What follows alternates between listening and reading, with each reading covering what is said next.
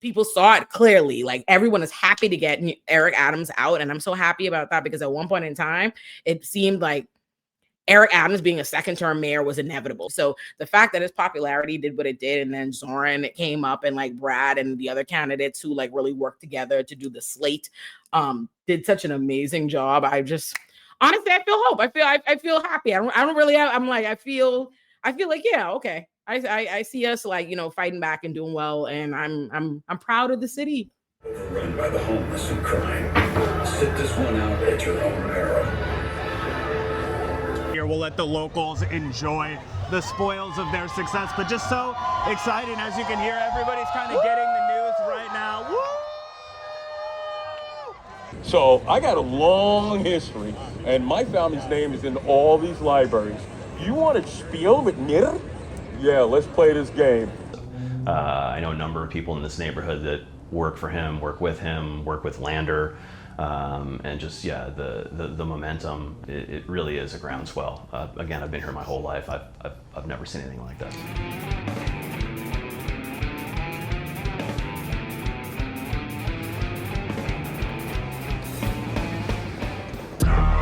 Welcome to the Vanguard podcast, Zohran. We couldn't believe it.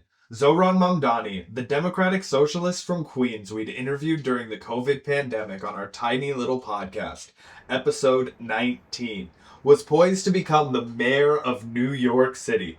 So we hopped on a plane bound for the Big Apple to bear witness to history and to soak in a much-needed victory for the American left.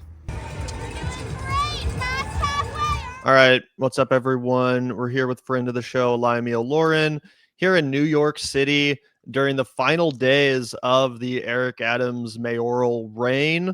Obviously, Olay has done a lot of great work covering Eric Adams' administration and even challenging Mayor Adams to his face, famously on The Breakfast Club. And we just wanted to chat a little bit with you and get some of your insights, again, in the final days of the Eric Adams mayoral administration. It's funny. I feel like I have nothing left to say about Eric Adams because I feel like I said everything. I was on his back of every, the entire administration up until like people finally saw it too. I feel like after the Breakfast Club interview, and then shortly, like months later, that's when the indictments came and everybody was like, yep, I see what you're saying. And so I feel like everyone knows. So that's at least the silver lining is New York City has had bad mayors before, although I think Eric Adams has been exceptionally bad on so many different levels, from budget cuts to fraud to the return of stop and frisk to Rikers deaths. Like there's just so much.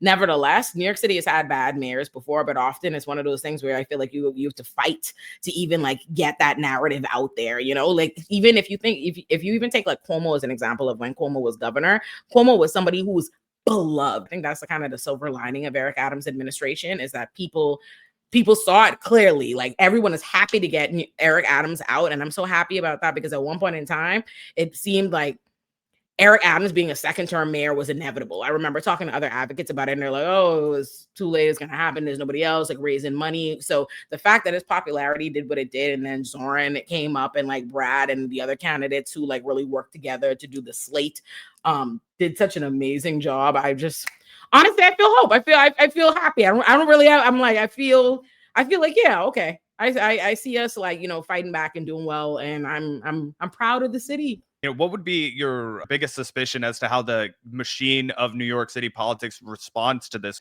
If Zohran is able to, seal the deal like we all imagine he will tomorrow, all the polling says he will tomorrow, how does the New York political machine retaliate? How do they respond and move forward antagonistically or, arm in arm with Zohran? Honestly, here's the reality. There are a lot of politicians and there are a lot of people who made nice with Eric Adams and worked with him and dealt with him because they must, because he's the mayor, because he has power or whatever have you. And similarly, Mamdani will have power. Mamdani will be the mayor. And so people who maybe they don't like him, maybe they don't this, maybe they're not, they will fall in line. So I don't think they have the ability to have the kind of retaliation and pushback that they want. Also, I feel like I have to say this. There are so many New York City politicians, representatives that are super progressive. Like we have so many of them. So I feel like Zohran, that's actually the thing they're most upset about. But like Eric Adams is not necessarily to me a reflection of the average New York City politician. He's a reflection of the unions and the liberals who are upset about like Black Lives Matter, who were scared, you know what I mean, wanting him, and older Black people who knew him or whatever in the community. But I think Zohran, listen, he's not going to be able, no politician is going to be able to do everything that they want. Like, he's not gonna be able to do everything that he wants or everything that we want. That's just not how anything works. So I don't have that kind of expectation going in. The way I see it is, if we get some of what Zohran wants, like some of what Zohran has promised us, that will put us, that is quite literally so much more radically progressive of a vision than anybody else has offered us and what we have gotten from any mayor. So some of that, listen, free buses, I'd be happy for that. Oh, you bring the housing back? Oh, I'd be happy for that. Oh, you establishing a community level, how we dealing about policing?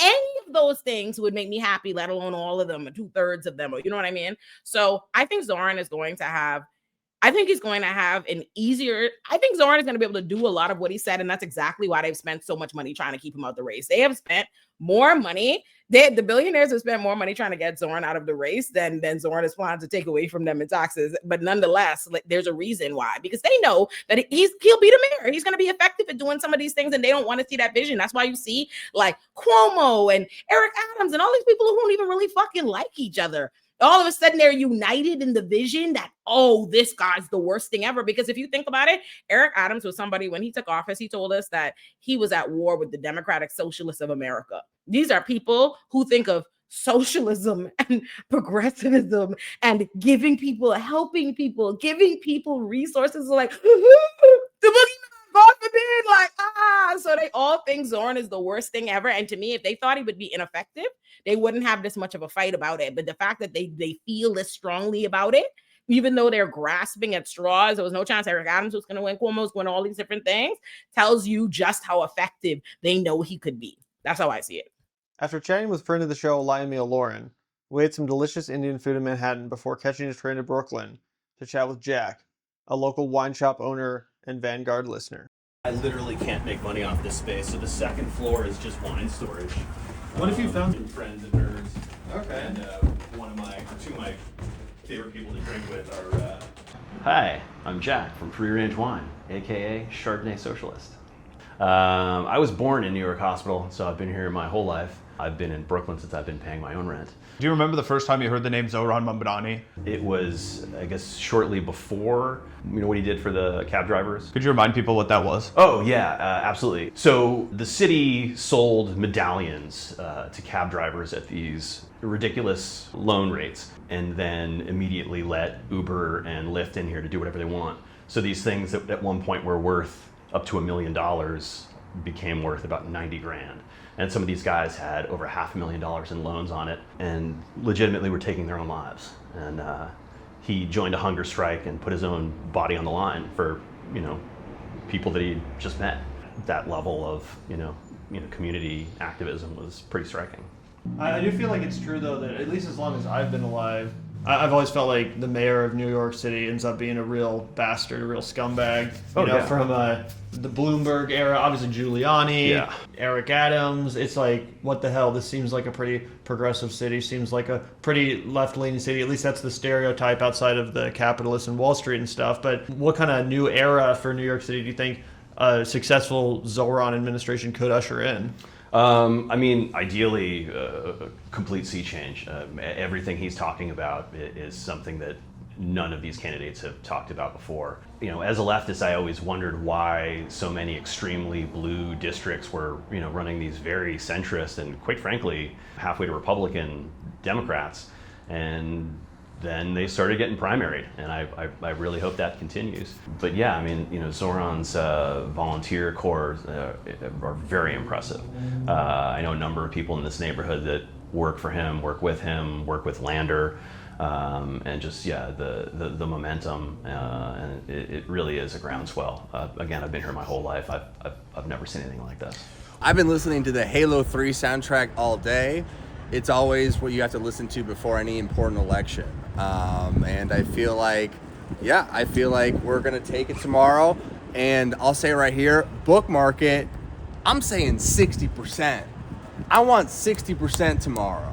okay? Obviously, a lot of momentum for DSA and DSA-backed candidates. Do you think that this is a springboard for them to go after people like Hakeem Jeffries, people who are based in New York but are less popular within the Democratic Party, kind of lead a sea change, AOC style, kind of continue that reverberation? I definitely hear about that in New York. There's definitely some blood in the water for the New York primary stuff. I think that the DSA already has, some plans for certain races coming up. And I think some people already hop in, like that guy Chi, and a few other people. Oh, Chai Ossoff? Yeah.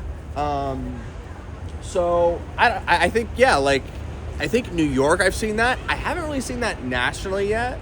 But I think what's important is to realize that Zohran is awesome, but so much of this is DSA muscle and blood, like out on the field, and we need to expand DSA because they have the momentum, they have the understanding of the moment more than any other organization.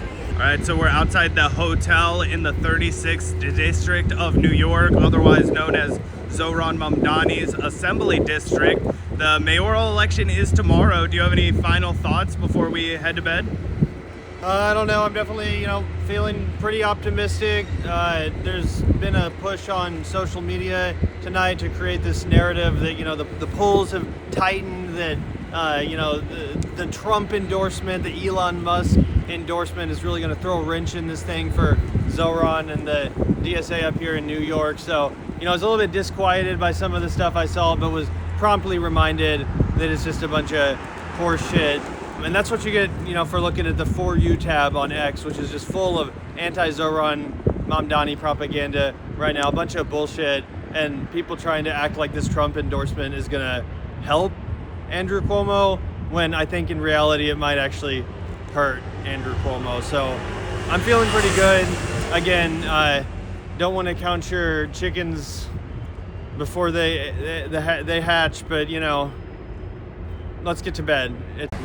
You have to remember this moment. This is the victory, the only victory we get before the AI apocalypse, before the water wars, before AGI kills us in 2027. So 2027, we're all gonna die, but 2025, we're winning.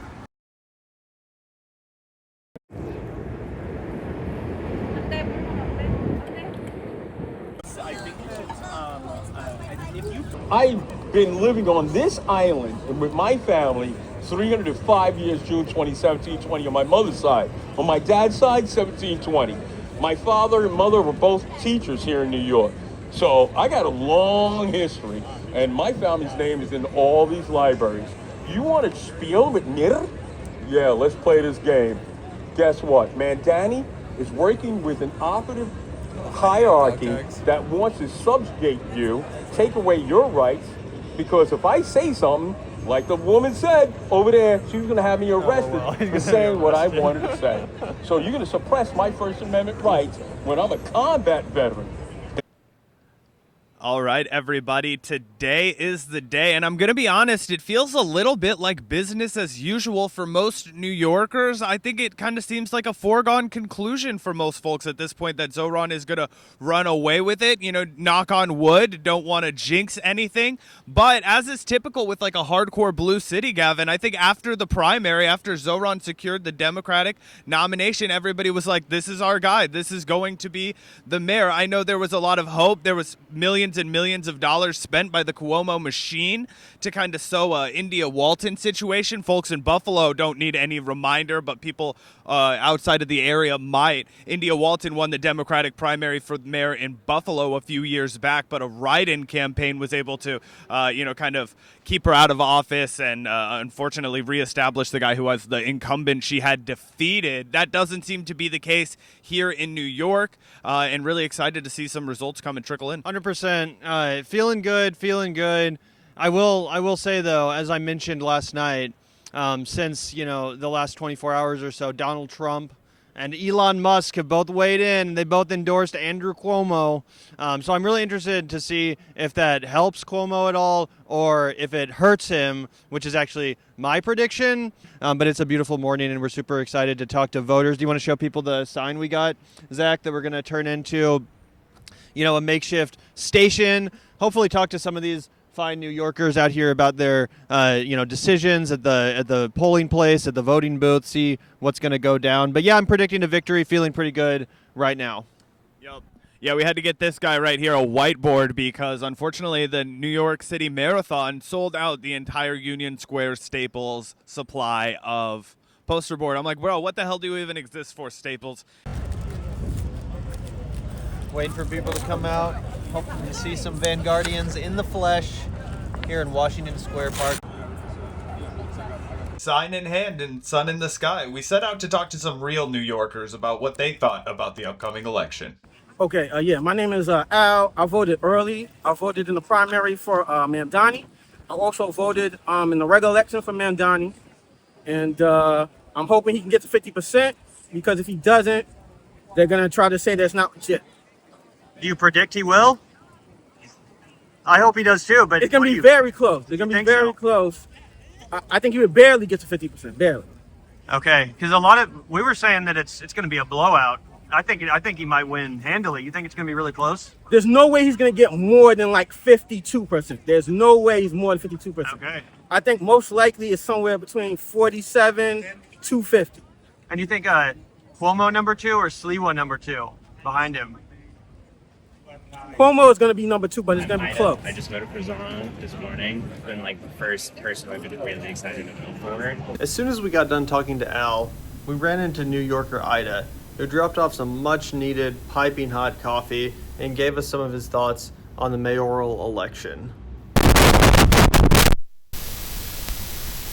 Unfortunately, the audio crashed out right when we needed it the most, rendering the conversation completely unusable for the purposes of this documentary.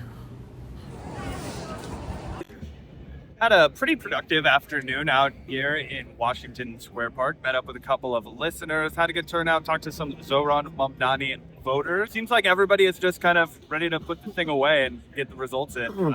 I mean, I'm definitely ready to party. I'm hungry for a victory. I think the whole left is hungry for a victory tonight. I remember almost a year ago, back in November, I was so ready to see Donald Trump go down. I was so fucking excited to see Donald Trump get defeated, to see MAGA get defeated, and we didn't get that. We weren't afforded that. And so I'm hungry tonight to see at least Andrew Cuomo go down, right? That'll be a little bit of satisfaction. Maybe it'll quench our thirst.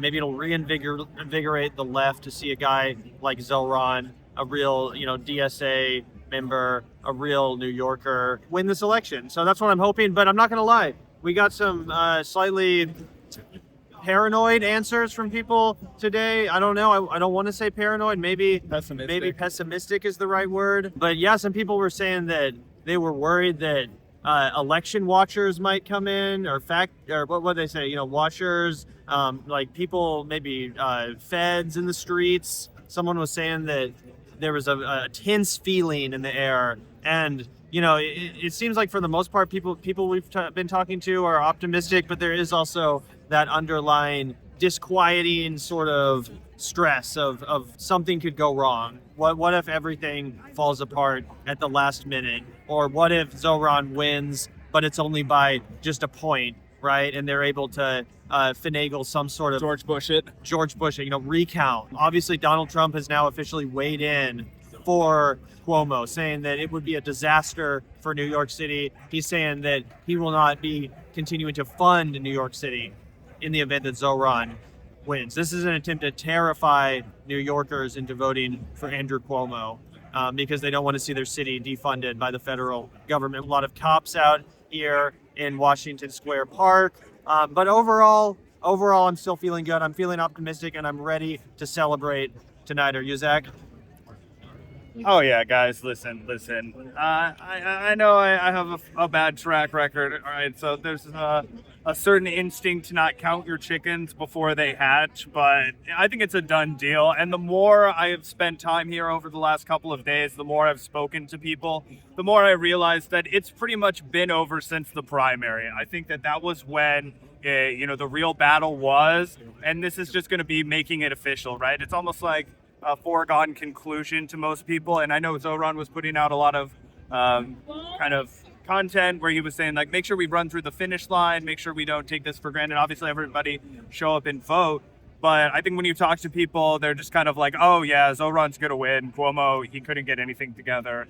Sliwa, haha, it was funny while it lasted, but it's over now. Well, I was saying that it's going to be close. Remember, Well, he was saying they're not going to get more than 50% of the vote. I don't think that would be close. True.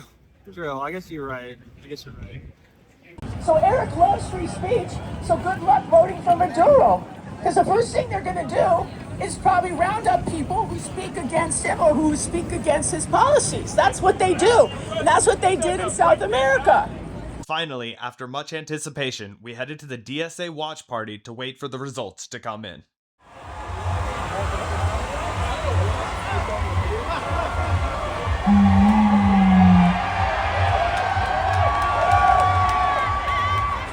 You guys might be able to hear the cheers in the background. We're here in Brooklyn, and Zohran Mamdani is the projected winner of the New York City mayoral election. Super long lines. We didn't even make it into this DSA watch party because there's so many excited people, as you guys can see here. But holy shit, it's a historic night here in Brooklyn. Oh yeah, absolutely. Much needed W for the left, and you can tell so many people are out here. We'll let the locals enjoy the spoils of their success, but just so exciting. As you can hear, everybody's kind of getting the news right now. Woo!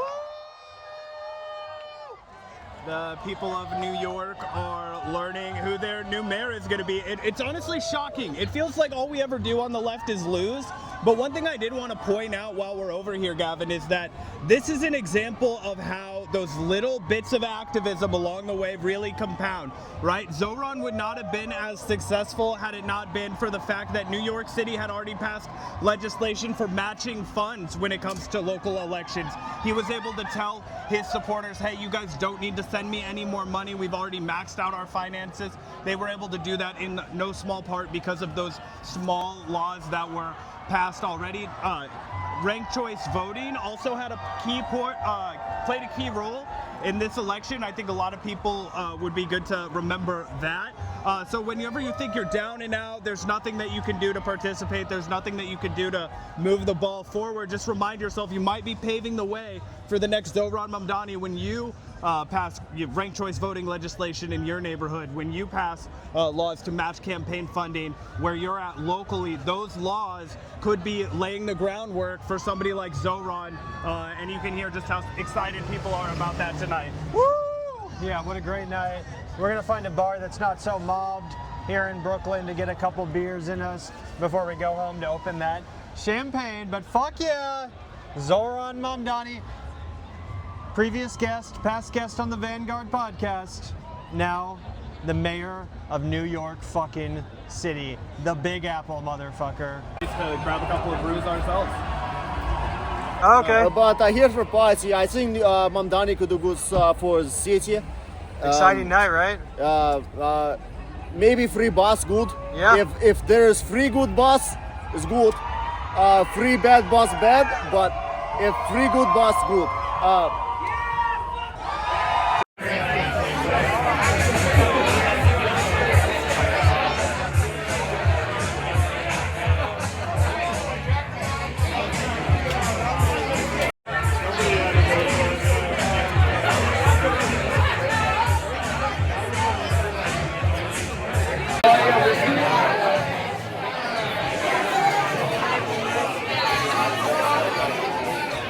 Sorry, I felt like you served your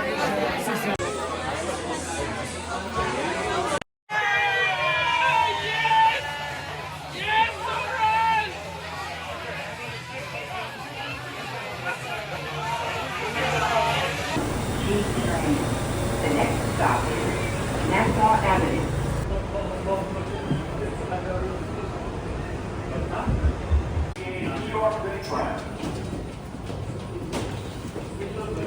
What's up, everyone? We're here in the hotel. We just got back from a pretty wicked party in Brooklyn. Zach has the over champagne. here. Careful with that phone. Oh yeah, don't worry. It's precariously placed because we accidentally destroyed the tripod. But yeah, it's a great night here in Brooklyn. And on the subway ride back, you know, Zach, I was ruminating a little bit on this trip. and thinking about how just a few short days ago, on Sunday, we arrived in Eric Adams, New York City. Tonight, it's Mamdani's New York City. It's the people's New York City. The DSA has won, and we're about to pop some motherfucking champagne, courtesy of Jack, the Chardonnay socialist who you guys heard from earlier.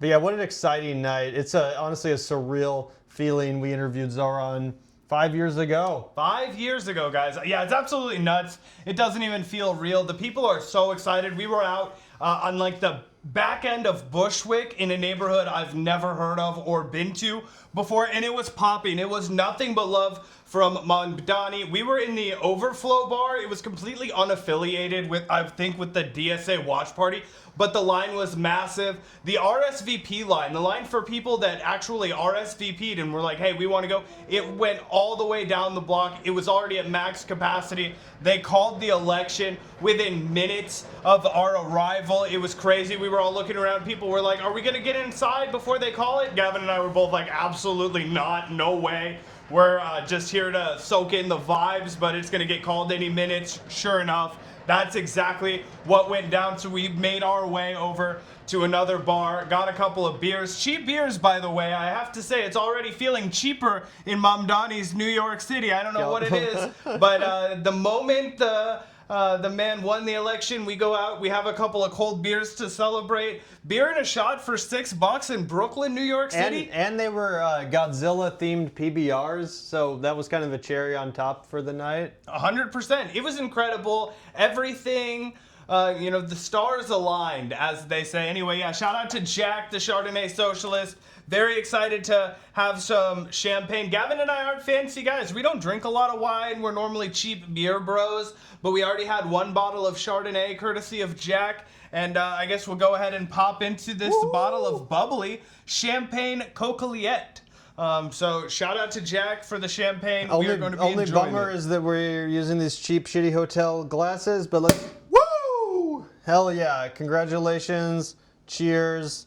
Shout out to Zohran, the DSA, all the hard workers and volunteers that got this victory accomplished. And shout out to New York City. What a beautiful, amazing, all-American city. Truly the most American city, if you ask me, a real distillation of the best of this country. And now they have, the best mayor, potentially, let's hope, in the country, as a badge on all of that. So, I'm rambling at this point. We're a little bit drunk. As Zach said, we've already had a couple rounds of PBRs, but it's time to drink some champagne, get to work editing.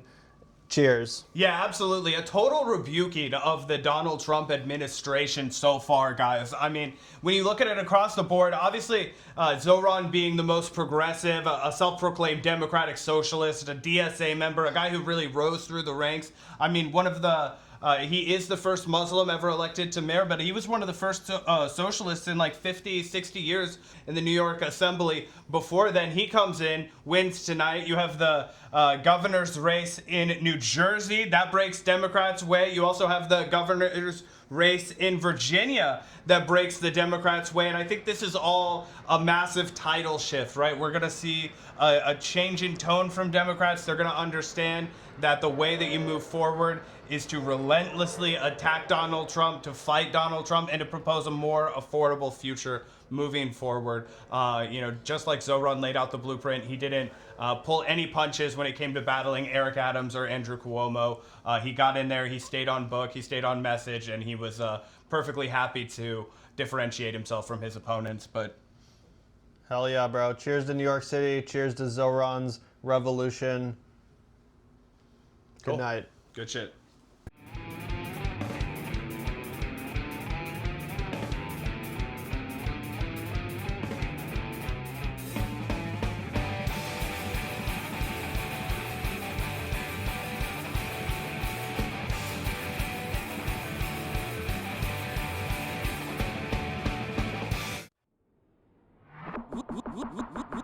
Look out the door if you hear an ambulance. The Vanguard will be there, sir. The Vanguard will be there, sir.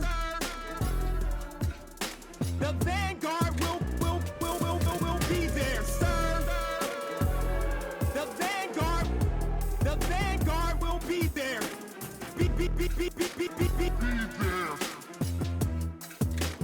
Vanguard will be there.